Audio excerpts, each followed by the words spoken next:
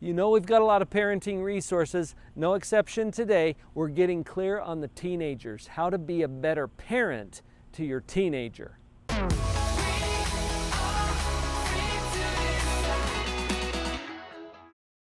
We get a lot of comments in our YouTube videos about specifics like, well, how do I apply this to my teenager? Yeah. So we're diving into that here today. I think the most important thing to start with is understanding that a teenager is a different animal. Animal, okay, I know. I'm going to be accused of being insensitive now. It's a whole different thing from a child. In fact, there was somebody came into the office not too long ago who said, he's doing this and he's doing that and he's doing this. This is just not like my child. And I responded, it's not your child. It's not your child, it's your teenager. Different animal. Yeah. Yeah, so understanding those developmental differences is really important. Yeah. So, one of the things, we've talked about how a toddler is quite self-centered. They want what they want it right now, and they really can't see how other people's needs fit in. And it's kind of interesting because they sort of grow out of that as they learn how to make friends and take on perspective of other people. It's kind of interesting. There's a little return to that sort of an attitude in the teenage years. Now, they're able to see it and come in and out of it sometimes, but there's a bit of a return to that. Well, they've got the intellectual capacity now to understand things like they couldn't when they were just little toddlers. But you're right, Vicki, there are some repeats. Yeah. I want to do it myself. Yeah. You hear from your 2-year-old. And from your teenager. And from your 15-year-old, right? So you're going to see kind of a return to those developmental stages, but they also have the intellectual capacity now. They have a greater understanding of what's going on in the world out around them. For little kids, their world is confined to these 4 walls. Right. Everything I know is right here in my home. And so parents have a little more ability to structure that, whereas teenagers have an understanding of what's going on in the world out there. I just had an 11-year-old in my office yesterday who was experiencing some things that used to be confined to 17, 18-year-olds. Yeah. Because of the internet and because of the technology that's available. They get exposed to things a lot more. So keep that in mind as you work with your teen, that there are going to be some developmental differences and some similarities too. We get to learn a lot from that. Yeah. And we're going to refer back to our stage time because a lot of the times we remember it's about stage, not age. And I guess I mentioned this whole returning because sometimes you return to stage 1 and that's going to make a difference about the way that you respond to your teenager. Instead of just getting mad at them for not being who they were yesterday or behaving the way they did 2 weeks ago. Go ahead and meet them where they're at. So if you need a refresher, go back and find that video about the stages of moral development and just keep that in mind. It's called Teaching Kids Responsibility. Right. All about positive parenting. You'll find it here in the positive parenting playlist. That's important to review those stages. Right. So that we understand what is it that we're dealing with right now. I'm expecting my child, now my teenager, to behave in a certain way, but they're giving me something else. Well, what stage is that on? Here's one of the big things that changes, Vicki. When we get into the teenage years, we lose some control. Yeah, a lot. Because your child, as they mature, they will take more control. Whether you want to share it with them or not, eventually they're going to take it. And whether you think they're ready for it or not, they're taking it. Now, this is huge. I remember a mom and a son sitting on my couch over there, and I asked her, what's the problem? Well, she went into a long explanation of how school was going downhill, and he was hanging out with questionable people and trying substances and, just having all kinds of issues going on. Well, he's sitting over on the other end of the couch. He's got his hat on backwards. He's chewing on a toothpick, and he's just kind of got an attitude about being there. Well, I asked him, what's going on? He turns to her in this angry way and says, she is controlling my life. I look at her like, what's up, Mom? You're controlling his life? She's like, no, I can't. That's the problem. She doesn't have that control. I think we got to get clear about what we control and what we don't. One thing you might try with your teenager especially, just split your paper in half. Okay, just get a piece of paper, draw a line right down the middle. Put your name at the top of one side and your teenager's name at the top of the other, and then start listing the things that each of those parties controls about the teenager's life. And you're going to find very quickly that they control most of the stuff that you're worried about. How they handle school, how they handle friends, how they handle substances, whatever it is, right? Their language, their behavior, their attitude. It's all on their side of the page. What's on your side of the page? Well, there's some important stuff there. Yeah. But as it relates to your teen, it really comes back to, what do I as a parent provide? And you provide access, you provide permission, you provide services, you provide goods. Right? Right. Those are the things you control. So especially with parenting teens, it's important to acknowledge that control. And I think you really have to, when working with teens, you have to realize one of the things that irritates us the most of parents of teens is the teen's attitude. And we don't control that. And I think that's one of the things that frustrates us so much. We get really upset that we can't control their attitude, that we can't affect their attitude the way that we want to. And then our attitude goes out the window. And so you got to get really clear about that. So the things you can control, put in the structure and everything that you need to control that. And then you've got to learn a way to let some of the things you don't like, their attitude, off. Yes, or to set up some kind of an economic transaction. Right. If you do the split page exercise, you can always look at, okay, what is it on my teenager's side of the page that I really am concerned about right now? It might be school. You don't control that, they do. But you've got stuff on your side. So you set up a transaction where, hey, and it's pleasant, okay, keep a pleasant voice and face. Hey, I don't want to nag you about that. That's not fair to you or me. Here's what I'm willing to do. If you will control this thing in a way that I like, I will control this thing in a way that you like. Deal? And as long as you're smiling, see, when mom's smiling, kids are thinking. Good rule of thumb. Right. As your teens get older and you start to experience less control, that tips parents over sometimes and they get really frantic. I think it's important to go back to a really positive interaction with that teen and find a way to enjoy them. Yeah.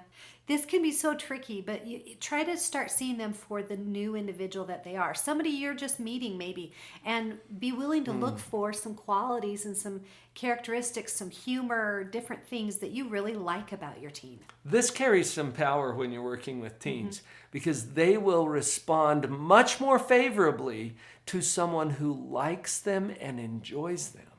Right. Than they will to someone that they know doesn't approve of their behavior or their lifestyle or their actions or whatever. So you want to put yourself in that position intentionally, that you enjoy them and do it genuinely. Come from the best place in your heart. And really take the opportunity to look at this new teenager, this new person in your life, and find things you like about them. Because there are going to be things. Now, they'll be different than maybe what it was as a school-age child, you know? Probably. Yeah. But be willing to find them. I love that, Vicki. And having a sense of wonder, fascination, engagement, this changes the dynamic and puts you in a more powerful position as a parent. Right. Remember through all of this that you are the parent. We just talked about enjoying your child. I'm not saying that you should switch your role and quit being their parent and just start being their buddy. Be friendly, but remain the parent. Be the parent, right. Be the parent. Be willing to set the limits. And sometimes you're going to get feedback that says, oh, I hate you, or you hate me, or whatever, right? Usually, if we were to interpret that, it means, oh, I don't like the limit you just set. And you're probably on the right track. You're probably on the right track. So be ready to hear some of that, and it might sting a little bit, but you stay the parent. You got to maintain that role. Now, we're going to make some mistakes occasionally. Right. And that's one of my other favorite techniques of parenting teenagers in particular, and that is the do-over. Oh, love this one. A lot of the times, we've talked so often that you need to parent from a place that's non-emotional in so many ways. Right. But our teens bring out emotions in us. So sometimes you respond just really quickly, and it's very emotional. And you might have said something differently had you been calm. I remember this really strongly. One time a teenager's son came to me, said something, and I just kind of lit into him, and it just turned into a huge blow up, and he ran off, and I was mad while I was doing the chore I was doing. And I got to thinking, man, if I would have said this, I think things would have gone a whole lot better. So after I'd calmed down, given him a little time, I went down. I said, hey, I would really like a do-over. When you said this to me, I wish this is the way I would have handled it. Oh, wow. I think it's really powerful. Now, that doesn't always change everything that happened, but there's a couple things that happen. One, you show the child, the teenager, that you make mistakes, that sometimes your emotions get the better of you. Yeah. And to take responsibility for that. The other thing too is you get in a habit of responding. You know how it is. You get in a habit of just the same response. If you don't practice a different response, it's probably not going to change. So the do-over actually gives you an opportunity to practice a new response, an improved response. Vicki, I got to observe that very incident from the other room. And so I heard that unfolding, and it was so powerful. And I remember as you approached our son and said, hey, could I have a do-over? His response to you was so beautiful. He just melted. It was like your humility, your willingness to say, hey, you know what? That didn't go how I wanted it to. Can I have a do-over? It put him in a position of, oh, he's totally willing to work with you. Yeah, he was. And I'm not saying that's the magical answer. They won't answer. always. You might get some resistance, but it puts you in a position that is much more powerful as a parent. Right. And I think it also illustrates something that I think we should bring up. A lot of the times, all we ever want to talk about is everybody's wins. And I think with teens, it's important to acknowledge from an early age, I'd say before they're teens, talk about what didn't go right today. And right. Yeah, because where were the failures? Yeah, and remember that I like the definition of fail as first attempt in learning. Yeah. They're learning how to be an adult. That's why this teenage year is so important. And so give them a chance to talk about things that didn't go so great. And maybe you have to be the model of that. This didn't go so great. This is how I wish it would have gone. Because we want to teach them how to problem solve and take responsibility for their actions, both the good and the bad, and turn it around to have a better outcome. We already have high expectations. So notice that, and it's not good or bad, it's just kind of how we operate. That creates a lot of pressure for our teens. Right. And they want to please us. I think what you're talking about here, Vicki, is so powerful because we create a culture where failure or having a first attempt in learning is not only acceptable, it's expected, and it's a good thing. And it's part of the journey. A great example of this? Disney's Meet the Robinsons. Do you remember that movie? Uh-huh. There's several times in the movie where they celebrate the failure. And a comment that went something like, oh yeah, you can learn a lot from your failures. Success, not so much. Right. And that is so true. Think about your own life. That is true. You can create a culture with your teen where it's very tolerant and accepting and affirming when it comes to those failures. Another technique that I think is really important, especially for our teens, is to be there at the crossroads. And that means be there when they're coming and when they're going. Oh, yeah. And this can be really hard because I don't know about you, but it seems like the teenager is always ready to talk at midnight or 11 when I want to go to bed because I got to get up at 6. Their brain turns on when ours turns off. But you got to be there at the crossroads. So if there's any way you can be there as they leave in the morning, be there as they come home, or when they go on a date or come in. I have a friend, she's gotten into the habit that every time her kids come, when they go to leave, she goes out on the porch and she stands there until they leave and she waves. And I thought, I kind of want to try that. I've tried it a couple of times just in the last month or two, but I kind of like that, just being there for your kids.